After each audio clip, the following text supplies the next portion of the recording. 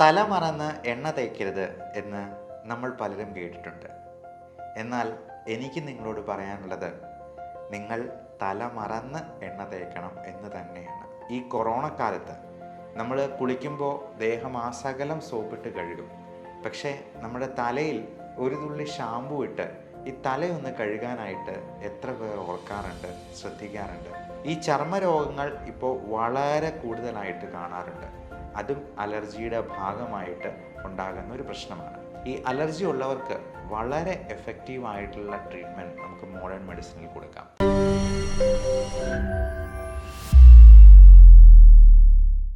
തല മറന്ന് എണ്ണ തേക്കരുത് എന്ന് നമ്മൾ പലരും കേട്ടിട്ടുണ്ട്. എന്നാൽ എനിക്ക് നിങ്ങളോട് പറയാനുള്ളത്, നിങ്ങൾ തല മറന്ന് എണ്ണ തേക്കണം എന്ന് തന്നെയാണ്. നമസ്കാരം, ഞാൻ doctor Bipin Jose, consultant pulmonologist and specialist in paediatric റെസ്പിറോളജി.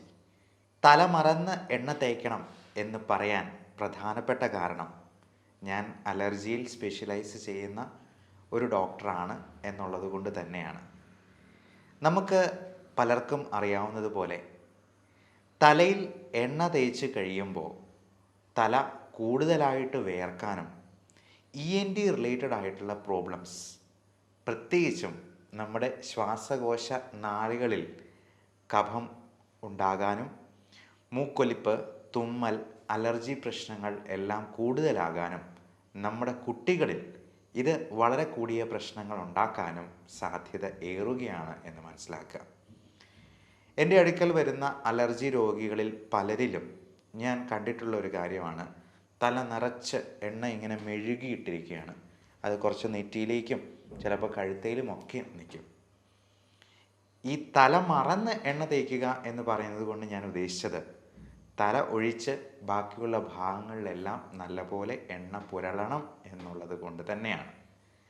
കാരണം തലമുടിയിൽ ഈ എണ്ണ കൂടുതൽ സമയം ഇരുന്നാൽ നമ്മുടെ തല ഒത്തിരി വേർക്കാനും, അത് മാത്രമല്ല പല രീതിയിലുള്ള പൊടിപടലങ്ങൾ നമ്മുടെ തലയിൽ വന്ന് അടിയാനും, നമ്മൾ ശ്വസിക്കുന്ന വായുവിൽ ഈ അലർജൻസ് എല്ലാം ഉള്ളിലോട്ട് പോയി നമുക്കുള്ള അലർജികളും റെസ്പിറേറ്ററി ഇൻഫെക്ഷൻസും ഒക്കെ കൂടുതലാകാനും കാരണമാകും.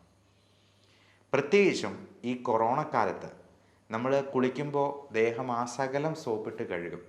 പക്ഷേ നമ്മുടെ തലയിൽ ഒരു തുള്ളി ഷാമ്പു ഇട്ട് ഈ തലയൊന്ന് കഴുകാനായിട്ട് എത്ര പേർ ഓർക്കാറുണ്ട്, ശ്രദ്ധിക്കാറുണ്ട്? നമ്മൾ വിട്ടുപോകുന്ന മർമ്മപ്രധാനമായ സ്ഥാനമാണ് തലയും തലമുടിയും ഒക്കെ.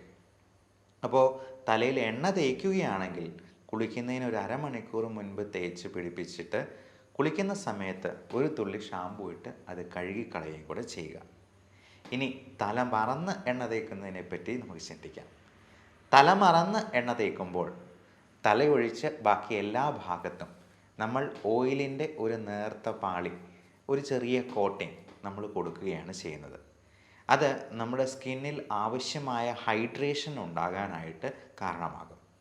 നമുക്കറിയാം, ഇപ്പോൾ പലപ്പോഴും സ്കിൻ ഡിസീസസിന് പ്രധാനപ്പെട്ട കാരണം ഈ ഡീഹൈഡ്രേഷൻ തന്നെയാണ്. അതായത് ആവശ്യമായ ജലാംശം നമ്മുടെ ചർമ്മത്തിൽ ഉണ്ടാകാതെ പോകുന്നത് കൊണ്ട് തന്നെ ചൊറിച്ചിലും മറ്റ് ഫംഗൽ ഇൻഫെക്ഷൻസും ഉണ്ടാകാനായിട്ടുള്ള സാധ്യത ഏറെയാണ്. അതുകൊണ്ട് പലപ്പോഴും നമ്മൾ ഒരു ഹൈഡ്രേറ്റ് ചെയ്യാനായിട്ടുള്ള ജെല്ല് വേറെ പ്രിസ്ക്രൈബ് ചെയ്ത് കൊടുക്കുകയാണ് ചെയ്യാറ്. അത് കുളിച്ചതിന് ശേഷം അല്പം നനവോടുകൂടി ഈ മോയ്സ്ചറൈസിങ് ജെല്ല് പുരട്ടാനായിട്ടാണ് നമ്മൾ പേഷ്യൻസിനടുത്തും പറഞ്ഞു കൊടുക്കാറുള്ളത്. അതോടൊപ്പം ധാരാളം വെള്ളം കുടിക്കാനും പറയും. ഒരു ദിവസം 3 ലിറ്ററെങ്കിലും വെള്ളം ആരോഗ്യമുള്ള ഒരാൾ കുടിക്കണമെന്നാണ് അർത്ഥം. കിഡ്നി രോഗികളിലും ഹൃദയത്തിൻ്റെ പമ്പിങ് കുറഞ്ഞിട്ടുള്ള രോഗികളിലും ലിവർ സിറോസിസ് പോലുള്ള പ്രശ്നങ്ങളുള്ളവരിലുമൊക്കെ ഈ അളവിന് കുറച്ച് റെസ്ട്രിക്ഷൻ ഉണ്ട്. 1.5 ലിറ്റർ അല്ലെങ്കിൽ 2 ലിറ്റർ എന്നൊക്കെ നിങ്ങളുടെ ഡോക്ടർ റെസ്ട്രിക്ഷൻ വെച്ചേക്കാം. കാരണം നമ്മൾ അതിൽ കൂടുതൽ വെള്ളം ഒരുമിച്ച് കുടിക്കുക മറ്റോ ചെയ്തെന്നാൽ നമ്മുടെ ശരീരത്തിൽ എല്ലായിടത്തും നീർക്കെട്ടുണ്ടാകാനും അതിൽ ഏറിയ പങ്കും നമ്മുടെ ശ്വാസകോശത്തിൽ അടിയാനും ഒക്കെ സാധ്യതയുണ്ട്. പൾമണറി എഡിമ എന്നാണ് നമ്മൾ പൾമണോളജിസ്റ്റ് അതിനെ വിശേഷിപ്പിക്കുക. അപ്പോൾ നമ്മൾ തല മറന്ന് എണ്ണ തേക്കുന്നത് വഴി ഈ അധിക വെള്ളം കുടിക്കാതെ തന്നെ നമ്മുടെ ചർമ്മം മോയ്സ്ചറൈസ് ചെയ്യാനായിട്ട് നമുക്ക് സാധിച്ചേക്കും. ഈ ചർമ്മരോഗങ്ങൾ ഇപ്പോൾ വളരെ കൂടുതലായിട്ട് കാണാറുണ്ട്. അതും അലർജിയുടെ ഭാഗമായിട്ട് ഉണ്ടാകുന്ന ഒരു പ്രശ്നമാണ്. ഈ അലർജി തന്നെ നമ്മുടെ ശ്വാസനാളികളെ ബാധിക്കാം. മൂക്കടപ്പ്, തുമ്മൽ, കണ്ണ് ചൊറിച്ചൽ പോലുള്ള പ്രശ്നങ്ങളായിട്ട് വരാം. കണ്ണിൽ ചൊറിച്ചിലുണ്ടാകുമ്പോൾ നമ്മൾ അതിനെ അലർജിക് കൺജങ്ക്റ്റിവൈറ്റിസ് എന്ന് വിളിക്കും. മൂക്കിൽ പ്രശ്നം ഉണ്ടാക്കുന്നതിനെ അലർജിക് റൈനൈറ്റിസ് എന്ന് പറയും. ഈ അലർജി ശ്വാസകോശത്തെ ബാധിക്കുമ്പോഴാണ് നമ്മൾ അതിനെ ബ്രോങ്കിയൽ ആസ്മ എന്ന് വിശേഷിപ്പിക്കുക. അപ്പോൾ ഇത് സ്കിന്നിൽ അലർജി ഉണ്ടാക്കാതിരിക്കാൻ വേണ്ടിയാണ് നമ്മൾ ആവശ്യമായ ഹൈഡ്രേഷന് ഉപകരിക്കുന്ന രീതിയിൽ തല മറന്ന് എണ്ണ തേക്കാനായിട്ട് പറഞ്ഞു കൊടുക്കാറുള്ളത്. അപ്പോൾ എല്ലാവരും ഈ പ്രധാനപ്പെട്ട വിവരം മറ്റുള്ളവരിലേക്ക് ഷെയർ ചെയ്ത് എത്തിക്കാനായിട്ട് ശ്രമിക്കുക.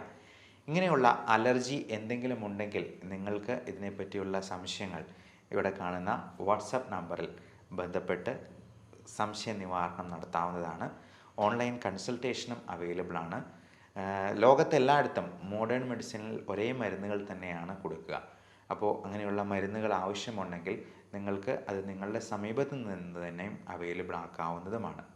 ഈ അലർജി ഉള്ളവർക്ക് വളരെ എഫക്റ്റീവായിട്ടുള്ള ട്രീറ്റ്മെൻറ്റ് നമുക്ക് മോഡേൺ മെഡിസിനിൽ കൊടുക്കാം. അലർജി ഉള്ളവർക്ക് അത് പൂർണ്ണമായിട്ടും മാറ്റാവുന്ന രീതിയിലുള്ള ഇമ്മ്യൂണോ തെറാപ്പി പോലുള്ള മൊഡാലിറ്റീസും നമുക്കിന്ന് അവൈലബിൾ ആണ്. അലർജിക്ക് കൃത്യമായിട്ടുള്ള ടെസ്റ്റുകൾ വഴി അതിനെ കണ്ടെത്തി അതിന് സ്കിൻ പ്രിക്ക് ടെസ്റ്റാണ് മോഡേൺ മെഡിസിനിൽ നമ്മൾ കൂടുതലും അഡ്വൈസ് ചെയ്യുക. നമുക്ക് പത്രത്തിലൊക്കെ വലിയ പരസ്യം കൊടുത്തിട്ടുള്ള പല ടെസ്റ്റുകളുടെയും ശാസ്ത്രീയമായ അടിത്തറ ഇനിയും പരിശോധിക്കേണ്ടതായിട്ടുണ്ട്. അതിന് കൃത്യമായ ടെസ്റ്റുകൾ ഇപ്പോഴും റിസൾട്ട്സ് അവൈലബിൾ ആയിട്ടില്ല.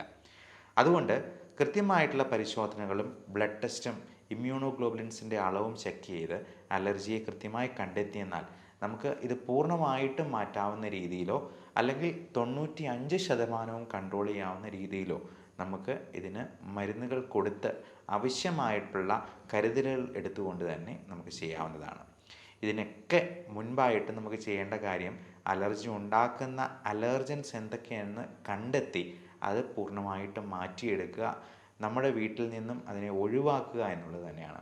അപ്പോൾ ഈ അലർജൻസ് എന്തൊക്കെയാണ് എന്നുള്ളതിനെ പറ്റിയും കൃത്യമായിട്ടുള്ള വിവരണങ്ങളും നിർദ്ദേശങ്ങളും നിങ്ങൾക്ക് തരുന്നതാണ്. Everyone stay healthy, stay safe.